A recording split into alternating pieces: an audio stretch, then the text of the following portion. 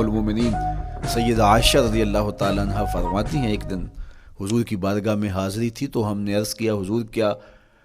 احد کے دن سے سخت دن بھی زندگی میں کبھی گزرا ہے؟ صحابہ کی نظر میں اس دن سے سخت دن کبھی زندگی میں نہیں آیا، اس لیے کہ جب 70 صحابہ کی لاشیں پڑی تھیں، حضور کے چچا حضرت امیر حمزہ شہید کر دیے گئے، اور نہ صرف انہیں شہید کیا گیا، ان کا مسئلہ کیا گیا، اعضائے بدنیاں کاٹ دیے گئے، ناک کاٹ لی گئی، زبان کاٹ لی گئی، بدن چیر کے کلیجہ نکالا گیا، اور پھر ان اعضاء کا ہار پرویا گیا، اور ہندا نے گلے میں ڈال کے رقص کیا، آنکھوں میں نیزے چبھوئے گئے۔ تو یہ دردناک دن تھا۔ تو حضور کے سر انور پہ سفید رنگ کی پٹی بندھی تھی اور چشمان رحمت میں آنسو تھے، اور بار بار فرماتے تھے ما فعل امی، میرے چچا کی کہانی سناؤ۔ تو یہ دردناک دن تھا جو صحابہ نے اپنی آنکھوں سے دیکھا۔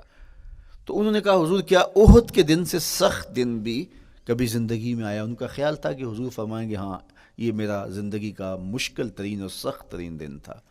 لیکن حضور نے فرمایا ہاں عائشہ، جب طائف کے بازاروں میں تیری قوم نے مجھے پتھر مارے تو یہ دن احد کے دن سے بھی سخت تھا۔ حضور ان کے 3 سرداروں کے پاس پیغام حق لے کے گئے، لیکن انہوں نے آگے سے جو رویہ اختیار کیا وہ اتنا اذیت ناک تھا۔ حضور نے فرمایا کہ ٹھیک ہے، میں تمہاری خیر خواہی کا جذبہ لے کے تمہارے تک پہنچا ہوں، تم نے میری دعوت کو قبول نہیں کیا، تمہاری مرضی، تمہارا مقسوم، چلو اب یہ بات میرے اور تمہارے درمیان رہنی چاہیے، اس بات کو راز رہنا چاہیے، اہل مکہ تک یہ بات نہ پہنچے۔ انہوں نے کہا ہم کیوں راز رکھیں، بلکہ اوباشوں کے ہاتھ میں پتھر دے دیے، اور حضور جب واپس ہونے لگے تو وہ حضور کے پاؤں پہ سنگزنی کرتے، حضور اپنا ایک پاؤں اٹھاتے تو دوسرے پاؤں پہ مارتے، شدت درد اور احساس کرب سے حضور بیٹھ جاتے تو ان کے غنڈے دائیں بائیں سے بڑھتے اور کندھوں سے پکڑ کے حضور کو اٹھاتے اور مشق سنگزنی کرتے۔ نالین خون سے بھر گئے، لخت لخت زخمی ہوا۔ اللہ اکبر، کیا دردناک لمحے تھے، کیا تکلیف بری گھڑیاں تھیں۔ تو کہا کہ جب طائف کے بازاروں میں تیری قوم نے مجھے پتھر مارے تو یہ دن احد کے دن سے بھی سخت تھا۔ اچھا، جب حضور پر اس طرح آلام و مصائب ٹوٹ پڑے تو حضور کے ساتھ جو صحابہ تھے انہوں نے کہا حضور ان کے لیے بد دعا کر دیجئے، تو میرے حضور بولے میں رحمت بن کے آیا ہوں، میں رحمت بن کے آیا ہوں۔ اللہ اکبر، ان کا تقاضا پہم بڑا تو حضور کے ہاتھ اٹھ گئے، اور پھر حضور نے جو کہا سنیے، اللہم اہد قومی فإنہم لا یعقلون، اے اللہ میری قوم کو ہدایت دے دے، یہ مجھے جانتے نہیں، اگر جانتے تو ان کا میرے ساتھ یہ رویہ نہ ہوتا۔ تو پتھروں کے جواب میں دعائیں دینا پیغمبروں کا حوصلہ ہوتا ہے۔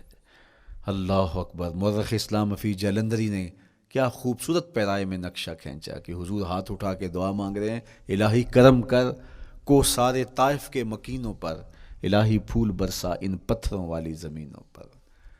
تو حضور نے دکھ سہے، تکلیفیں سہی، اب 3 قسمیں کی۔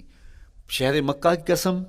جہاں حضور کے صحابہ نے تکلیفیں سہی، اس شہر کی گلیوں میں انہیں گھسیٹا گیا اور ان کو کچی کھالوں میں لپیٹ کے دھونیاں دی گئیں، انہیں اذیت ناک مراحل سے گزارا گیا۔ حضرت ابراہیم مشکل سے مشکل زندگی کاٹی اور رب کی رضا جوئی کے لیے کوشاں رہے، اور میرے حضور نے سخت ترین اذیتوں، مقاومتوں، مخالفتوں اور تکلیفوں کا سامنا کیا۔ تو ان 3 چیزوں کا حوالہ دے کر، ان 3 چیزوں کی قسم کر کے اب انسان کو بتایا جا رہا ہے کہ تم مشکلات سے تمہیں گزرنا پڑے گا، حالات کی تلخیاں تمہیں سہنی پڑیں گی، کسی مرتبے تک پہنچنے کے لیے تمہیں پھر تکلیفوں کی راہ اختیار کرنی پڑے گی۔ تم کون ہوتے ہو؟ میرا محبوب ہو تو تکلیفیں وہ بھی اٹھائے، 2 جہاں کا مالک ہو اور طائف کے بازاروں میں اس کے پاؤں پہ بھی پتھر پڑیں، اور کونین کا سردار ہو اور ان کے اوپر اوجری ڈال دی جائے، کائنات کا مالک ہو اور ان کو مکے کی گلیوں کے اندر ان کے گلے میں عقبہ بن ابی معیط کپڑا ڈالے اور تاؤ دے، تو کیا ان مشکلات سے تم بچ سکتے ہو؟ جب تم کسی منزل تک پہنچنا چاہتے ہو تو پھر یہ حوالے ماضی کے دیکھ لو، 3 قسمیں کر کے اس حقیقت کو بیان کیا۔ ابراہیم علیہ السلام کے وجود کو دیکھ لو، حضرت مصطفیٰ کریم علیہ السلام کی ذات ستودہ صفات کو دیکھ لو، اور مکے کی گلیوں میں صحابہ کے ساتھ جو ظلم اور جبر ہوئے اور انہوں نے جو مصیبتیں اور مشقتیں کاٹی وہ ساری دیکھ لو۔ تو 3 قسمیں کھا کر کے کہا کہ بے شک انسان مشقتوں میں رہتا پیدا کیا گیا ہے۔ اس لیے قافلہ انسانی کے وہ افراد جو کسی منزل کے متلاشی ہوتے ہیں، جو جستجو کی زندگی بسر کر رہے ہوتے ہیں، ان کو پھر مشکلات سے گزرنا پڑتا ہے اور حالات کی تلخیاں ان کو گوارا کرنا پڑتا ہے، کشاکش حیات سے ان کو ٹکرانا پڑتا ہے، اور ان کو آگے بڑھنے کے لیے ان کو تکلیفوں سے گزر کر کے، جان گسل مراحل سے گزر کر کے پھر منزل کی طرف عازم سفر ہونا پڑتا ہے۔ کیا میں نے اس خاکدان سے کنارہ، جہاں رزق کا نام ہے آب و دانہ، پلٹنا جھپٹنا جھپٹ کر پلٹنا، لہو گرم رکھنے کا ہے ایک بہانہ، پرندوں کی دنیا کا درویش ہوں میں کہ شاہی بناتا نہیں آشیانہ۔ تو زندگی مشکل مراحل سے گزر جانے کا نام ہے۔ اقبال نے کہا تھا، ہے شباب اپنے لہو کی آگ میں جلنے کا نام۔ یہ زندگی آسان نہیں ہے، یہ حالات کی تلخیوں کا مقابلہ کرنے کا نام ہے، یہ ضبط نفس کا نام ہے، یہ اپنے من کی تربیت کا نام ہے۔ حضرت امام رازی آیت کریمہ کے تحت لکھتے ہیں کہ جب بچہ شکم مادر میں ہوتا ہے تو وہ 3 پردوں میں ہوتا ہے، ایک جھلی کا پردہ، ایک رحم مادر کا پردہ اور ایک پیٹ کا پردہ۔ تو 3 پردوں میں وہ بیچارہ بڑی عجیب سی حالت میں ہوتا ہے۔ یہ اس کا پہلا مرحلہ ہے تخلیق کے بعد۔ اس کے بعد پیدائش کا دوسرا مرحلہ ہے، یہ زچہ بچہ دونوں کے لیے موت و حیات کے مرحلے ہوتے ہیں۔ اس کے بعد وہ پیدا ہوا، اس دنیا پہ آیا، تو اس کی مشکل کیا ہے؟ زبان ہے، بولنا نہیں جانتا، دیکھتا ہے پہچان نہیں سکتا، سنتا ہے سمجھ نہیں سکتا، ہاتھ ہیں پکڑ نہیں سکتا، ٹانگیں ہیں چل نہیں سکتا۔ کتنی مشکل بن گئی، یہ سب کچھ چیزیں ہونے کے باوجود بھی وہ بے بس دکھائی دیتا ہے، اس کو دودھ مانگنے کے لیے بھی رونا پڑتا ہے۔ تو یہ ایک مرحلہ تھا۔ پھر آہستہ آہستہ اس نے بولنا سیکھا، ایک ایک حرف کر کے، لفظ لفظ جوڑ کے وہ جملے مکمل کرتا رہا۔ آج تو زبان کا طوطی بولتا ہے، آج تو بات کریں تو جو ہے وہ ماحول تھم جاتا ہے، لیکن انسان ذرا پلٹ کے آغوش مادر میں تیری ماں نے ایک ایک حرف تجھے سکھایا تھا، ایک ایک لفظ تجھے سکھایا تھا، لفظ لفظ کر کے، حرف حرف کر کے جملے بنے، اور آج تیری گفتار کی شوخی کے تذکرے زمانے میں ہیں،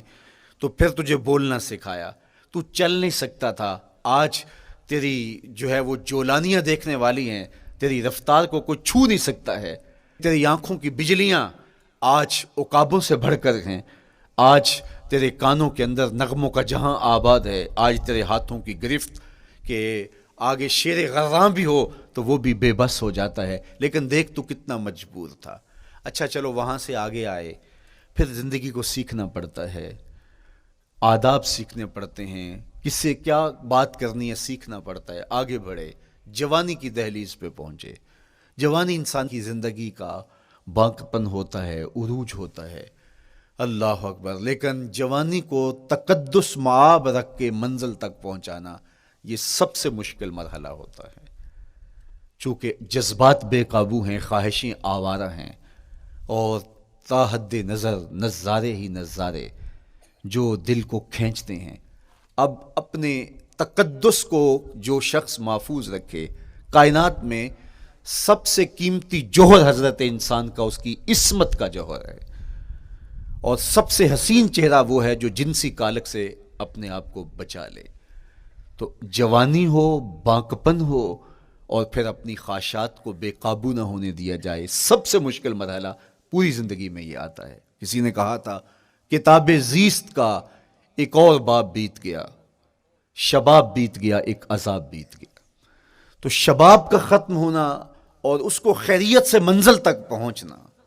یہ کتنا بڑا مشکل مرحلہ ہوتا ہے، جس کا جوانی میں باطن کا چہرہ مسخ ہو جاتا ہے اور جنسی کالک سے جو چہرہ آلودہ ہو جاتا ہے، اس کا عفت کا دامن داغدار ہو جاتا ہے۔ تو اس لیے وہ چہرہ تاباں ہے، وہ چہرہ روشن ہے، وہ چہرہ منور ہے جو اپنے آپ کو کالک نہیں لگنے دیتا اور اپنی عصمت کی حفاظت کرتا ہے۔ میرے حضور نے بھی ارشاد فرمایا، سبعۃ یظلھم اللہ تعالی فی ظلہ یوم لا ظل الا ظلہ، 7 اشخاص ایسے ہیں قیامت کے دن جب کوئی سایہ نہیں ہوگا، اللہ ان کو اپنے عرش کا سایہ عطا کرے گا۔ ان میں سے پہلا شخص امام عادل حکمران، دوسرا شخص وشاب نشأ فی عبادت اللہ، وہ جوان جس کی جوانی اللہ کی عبادت میں بسر ہوئی، تیسرا وہ شخص وَرَجُلٌ قَلْبُهُ مُعَلَّقٌ بِالْمَسَاجِدِ، وہ شخص جس کا دل مسجد میں لگتا ہے، مسجد میں جمتا ہے۔ اور چوتھا شخص وَرَجُلٌ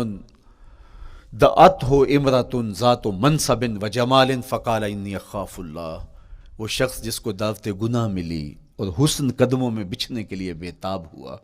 اور اس نے کیا کہا، انی اخاف اللہ، میں اللہ سے ڈرتا ہوں، میرا اللہ مجھے دیکھ رہا ہے۔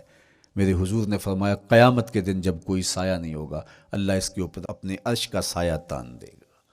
جو اپنی عصمت کے جوہر کو بچا گیا، تو یہ ایک مشکل مرحلہ تھا، اپنی جوانی کے تقدس کی حفاظت کرنا۔ میرے حضور نے ارشاد فرمایا انا حبیب اللہ، میں اللہ کا حبیب ہوں۔ جو جوان جوانی میں توبہ کرتا ہے وہ بھی اللہ کا حبیب ہے۔ کتنا بڑا اعزاز ہے اور کتنا بڑا کمال ہے جو شخص کو ملتا ہے جو جوانی میں اپنی عصمت کے تقدس کی حفاظت کرتا ہے، اپنی آبرو پہ پہرا دیتا ہے، اپنی نظروں کی حفاظت کرتا ہے، اپنی سوچوں کو آوارہ نہیں ہونے دیتا، اپنے خیالوں کو بھٹکنے نہیں دیتا، اپنی خواہشات کو بے قابو نہیں ہونے دیتا۔ تو یہ مشکل ترین لمحہ تھا۔ اس کے بعد امام راضی کہتے ہیں اب شادی کا مرحلہ ہوا، تو پہلے خود اپنی ذمہ داری تھی، اب کسی کا بوجھ بھی اٹھانا پڑا، یہ اگلی مشکل آ پڑی۔ پھر بچے ہوئے تو پھر اپنی زندگی تو ختم ہو گئی، پھر ساری زندگی، پھر بڑھاپے میں چلے جائیں، ارذل العمر تک چلے جائیں، یہ ساری زندگی مشکلات مشکلات، لقد خلقنا الانسان فی کبد۔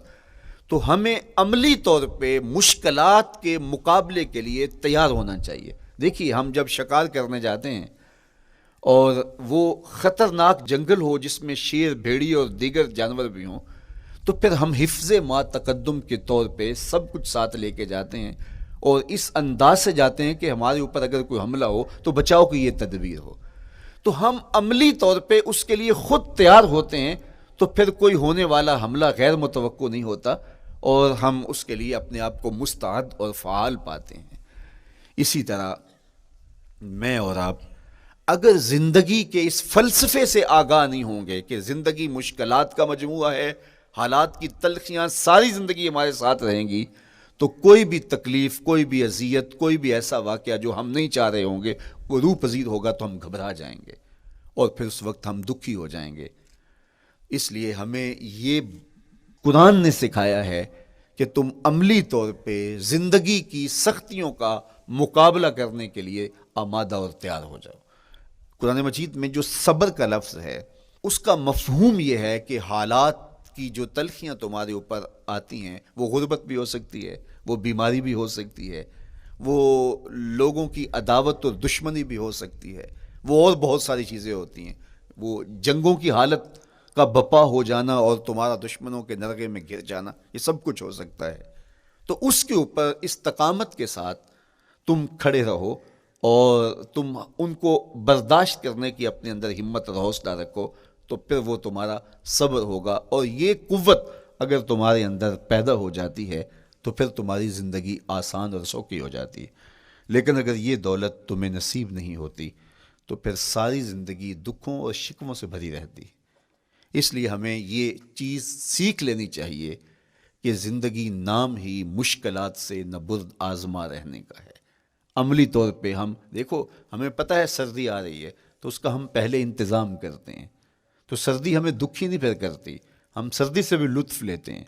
موسم برسات سے بھی مزہ لیتے ہیں، اور گرمی سے بھی ہم ایک حاص حاصل کر لیتے ہیں اگر ہم اس کو جو ہے اس کے لیے عملی طور پہ اپنے آپ کو تیار کر لیں۔